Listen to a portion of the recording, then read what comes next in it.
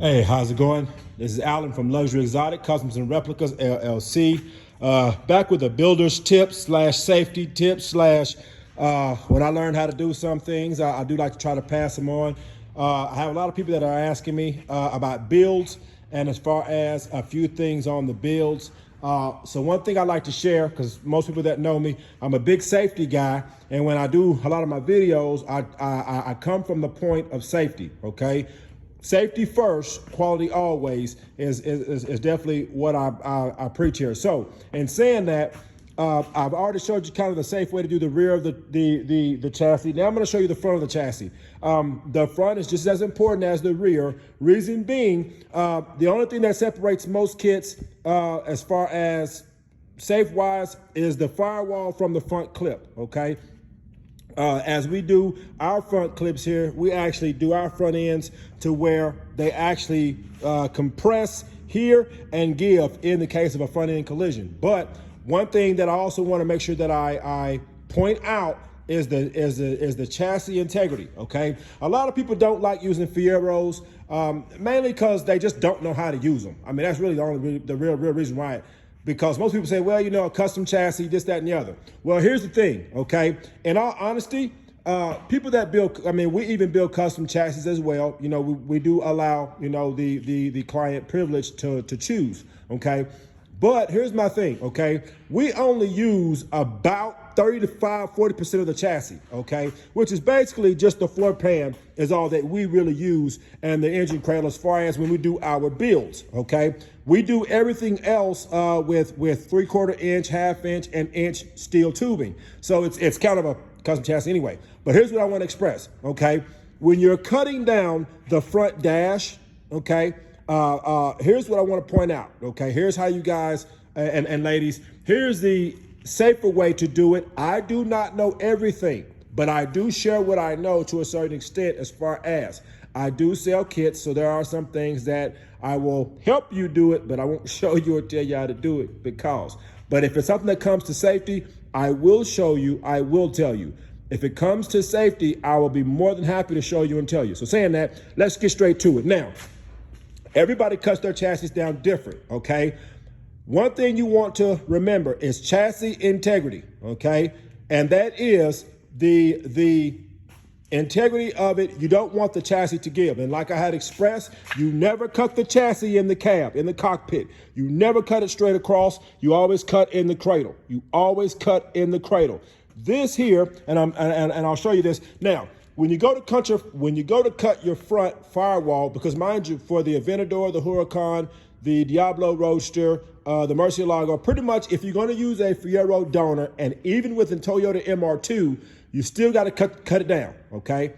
When you cut this down, the best way to do it, the easiest way to do it is like this. This is just what helps me. This way you get it accurate and you don't tear down the integrity of the car. Now, as you can see, there's a square that's been cut out, okay? What I always do, what I have my guys do is we cut out a square on each side of the front of the chassis, okay? On the dash, we cut out a square. Now, mind you, your controls, your wiring, everything is on this side, okay? So doing it this way, you'll never cut the arm or the framework that actually holds your steering column, okay? Now, on the Fieros, this is what holds the steering column, and that's what actually is embedded and manufactured that way to the chassis itself, okay? That way, you can cut it down and you still got chassis integrity, okay? Now, second thing is your wiring and everything. If you cut it this way, you're more than welcome to do it however you choose to do it. I'm just expressing to you this is a way we do it. It's safe, and it actually keeps the integrity of the chassis intact. Now, I'll show you on this one here. As a reference point, what I always do is this, is as a reference point, okay? Because we're going to chop this one down here next. Now, this one here, we kind of have it a little more intact so you can see. This is the dash, okay? That's the dash there.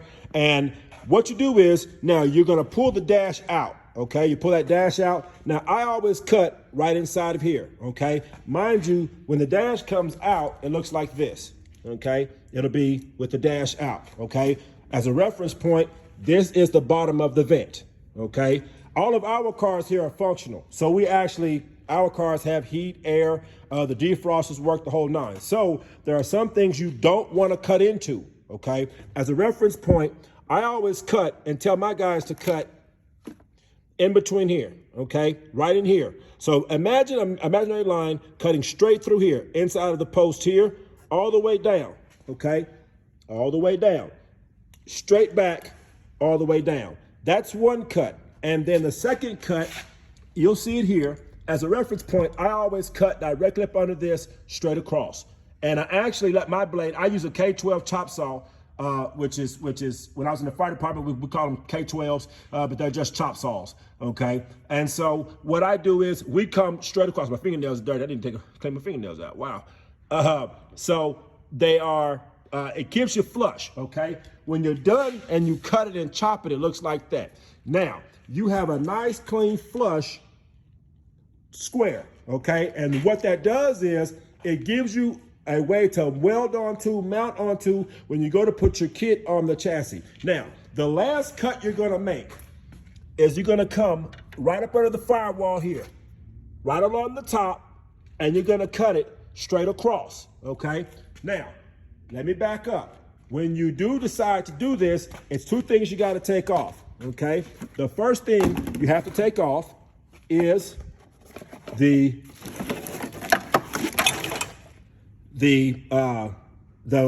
what is this?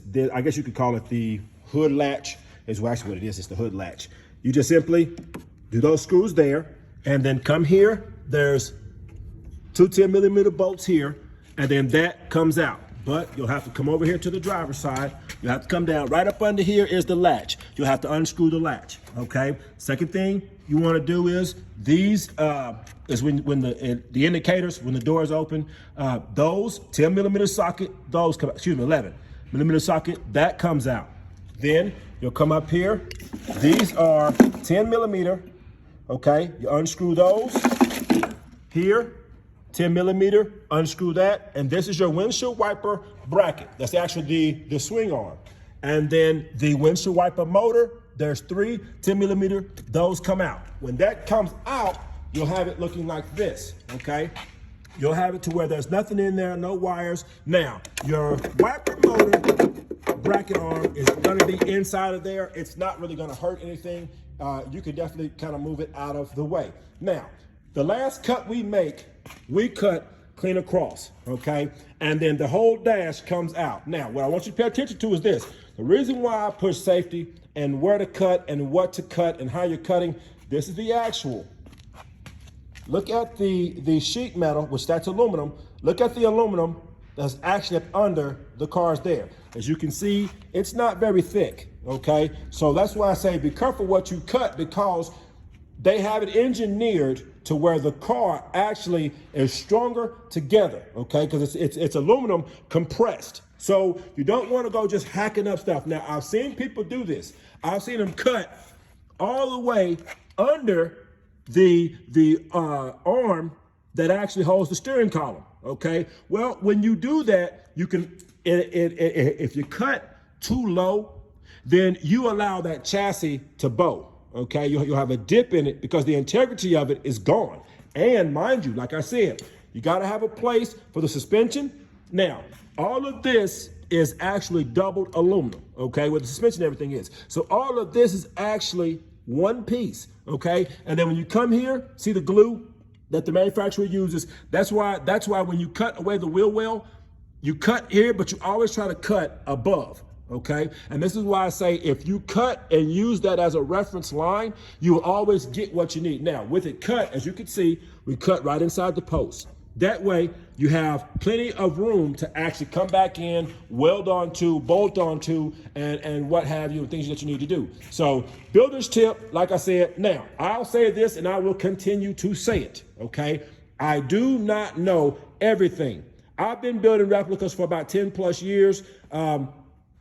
I've failed at some things and I have succeeded more than I failed. What I have failed at is what I'm expressing to you. I have cut wires. I have cut the chassis to where it was actually too short. So through experience, I've learned that and I'm sharing. And what I'm expressing is, as I always say, when you buy kits that somebody else has built, Be very careful in what you're buying because with a kit on there, you can't see any of this. Okay, so what you should see, what should be there. Now, mind you, if the kit's not completed, then you know, I kind of understand it. If it is completed, then I understand it as well too. But you can always take a flashlight or a light and look under the wheel wells, and you should see some kind of steel. Okay. Now, what we do, we take a 2x4 steel tube and we come across the top for our new dash. Okay, so we can actually mount our dashes onto. So that way it gives us more integrity to the car. Plus, when you actually build your subframe onto the car, you need something to weld it to. Like I said, here we weld, mount, and fiberglass everything together. So we definitely kind of overkill, but let's think about that for a second. Do you really gamble with your safety?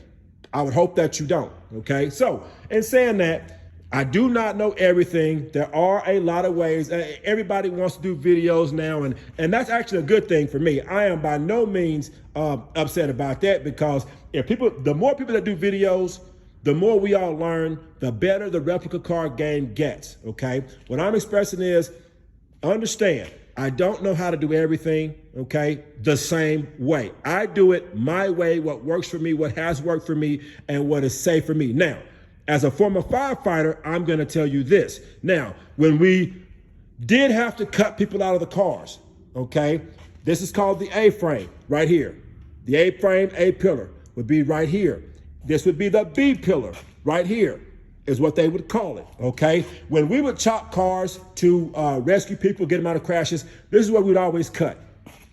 The A-pillar and the B-pillar, because that way, the integrity of the car is still there. When they manufacture these cars, when they come off the assembly lines, this is actually how they are put together. They're put together in two pieces because the whole body of the cab, the floor pan, it's all one piece, so it does give integrity.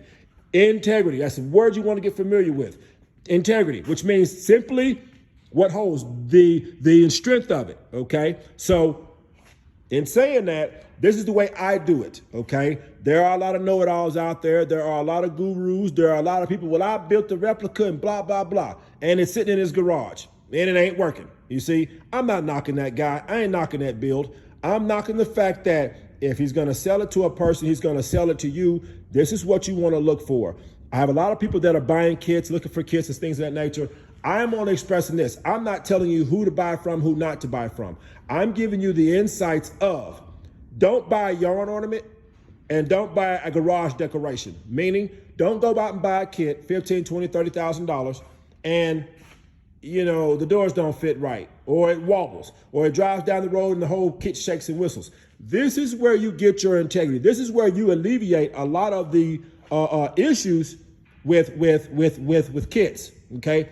Everybody's ready to slap the kit on and throw some paint on it, throw some rims on it, and let's get down the road, man. Look here, I'm looking real nice. Yeah, the problem with that is you go about 90 miles an hour in your car, and let's see how well it holds up, okay?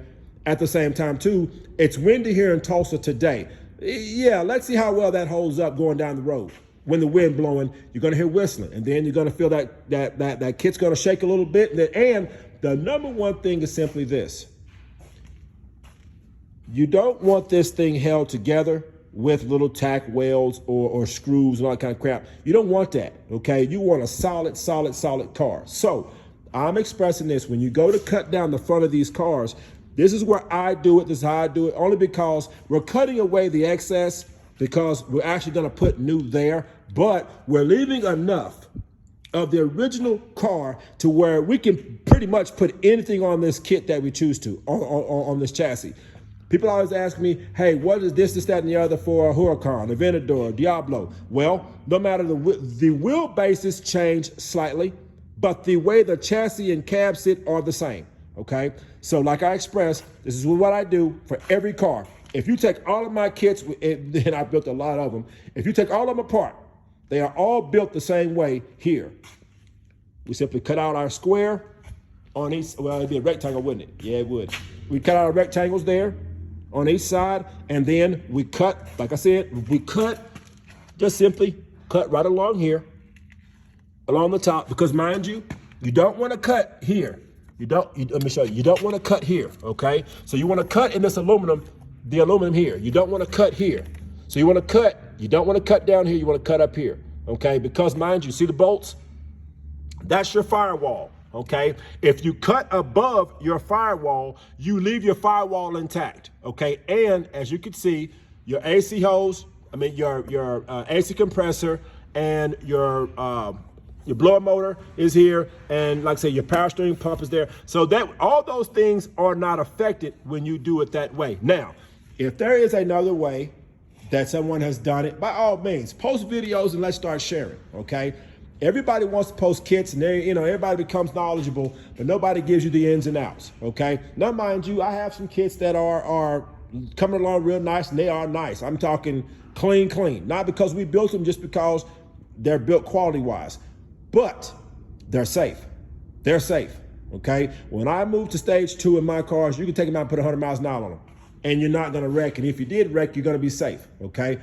Reason being, this is why I take a little bit of more time in this process here. This is considered a chassis tear down, or there's different words for it, but this is considered where stage 1 is what takes place. But what I'm expressing is, safety-wise, you want to be careful, okay? I do try to make sure that everybody understands these are kits, they're fun, but at the end of the day, mind you, you are sitting on a pop can full of gas with a lighter. And that's kind of how you think about it, okay? Because the gas tank of Fieros are right here. They're right up under the console. So the gas tank is right there, right here up under the center console there, okay? So that's why I say when you cut, and you see, this is why I say you don't cut in the middle of the chassis, for that reason right there. At the same time too, this is why I say when you do some things, you keep the integrity there, okay? Because all of the fuel lines, wiring, all that kind of stuff, this is how you can do it safely. Now, Fieros were known to catch fire when they first started being produced, okay?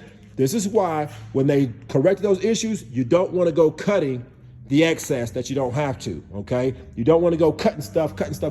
Now, on the front of our chassis, where we always measure, if you look right here, now there's a fork that comes out to about a foot and a half, 2 feet out, okay? We always go up under the chassis, find this notch right here, and we always cut in the middle of it, okay? We always cut right in the middle of that notch there. That's how we measure it. So from here to here, it's a couple of inches. Don't let me lie to you. Specific wise, I could get it and measure it, but right here, go from this notch about halfway, and then that's where you cut your chassis in the front. What that does is, you still have enough clearance for the front clip, your subframe, and all that good stuff, but you have enough of the integrity of the original chassis that actually, if you had a front end collision, okay, it's gonna give where it's supposed to here before it hits the firewall. So this is Alan from Luxury Exotic Customs and Replicas. Just giving you guys another update as far as just a safety tip, and I'll show you how to cut the rear, what we do. I'm telling you how we do our fronts, and like I said now, those that are selling kits, and like I express always, I'm not gonna call you out, man, but I'm watching you, okay? And people call and ask me, hey, what do you think about this kit? And I'm gonna tell you here live on live or wherever this is called, I'm telling the people not to buy those kits from you. That's what I'm not knocking you, but I'm telling them people not to buy those kits because they are just simply train wrecks. They're accident waits to happen. Simply go through the kits and actually do them safe. Stop going through them kits, throwing paint on them and putting crap on them. Yeah, it needs to be finished, but blah, blah, blah. Tell people the truth, okay? That's what I'm gonna say. That's what I'm gonna say. Tell people the truth. Tell people, hey, look, you need a rear end on this car. It needs a subframe. And then if you don't know, you see, then learn. Because I had a guy call me the other day. He said he'd been building kits for 10 years. But yet he had a chassis question that anybody who's been building for 10 years should have known, but he didn't know. So let's just say that probably was not the best way to have that conversation, because if you're gonna call me and you know everything, then why are you calling me? Now, I would be happy to give you information, happy to tell you and explain something to you, but what I'm expressing is, if you call me and I try to express to you, hey, this is the safest way to do it. This is how I do it. Well, if you know another way or you don't want to do it that way, then by all means, you can do it however you choose to do it. All right, that is completely up to you. What I'm expressing is, if you're going to build kits and then sell them to people, yeah, I'm going to talk about you. Okay, I'm going to call you out. Like I said, I don't care if you've been if you built a kit 20 years ago. This is not 20 years ago. Okay, there's always a better way to do something. All right, we can all learn. I'm still learning. To this day, I'm still learning. So I'm trying to share what I know, what I learned, and that way you at least know. And for those that want to build kits, and you know, if you do not have the expertise or the machinery to do a custom chassis, then here's how you can use a donor and still have it safe. Now, in my opinion, it doesn't really matter which direction you decide to go, because if you go with a donor, the VIN number is already registered with the DOT, okay? One step that makes it easier. The second thing is, if you cut your chassis down this way, you pretty much have a tube chassis anyway, because mind you, you have to build, well, you should build the skeleton of that car here anyway. So you should have aluminum, you know, welded to steel with bolts and all that good stuff. Should, okay? But anyway, enough about that. This is Alan from Luxury Exotic Customs and Replicas, LLC. If you got a question, by all means, ask me. I'll be happy to give you what I know, tell you what I know. Like I said, we do sell kits, so there are some questions I will not answer. So by all means. And also, this Friday, do not forget, we are doing our free giveaway, the free replica car. We're doing the Aventador giveaway. The deadline was February 28th. So all those that are entered this Friday, live on Facebook, we will be doing that giveaway. This is Alan from Luxury Exotic Customs and Replicas. Keep building, be safe, and let's make sure we share all our knowledge with everybody that we can to have safer builds. Thank you. Have a good evening.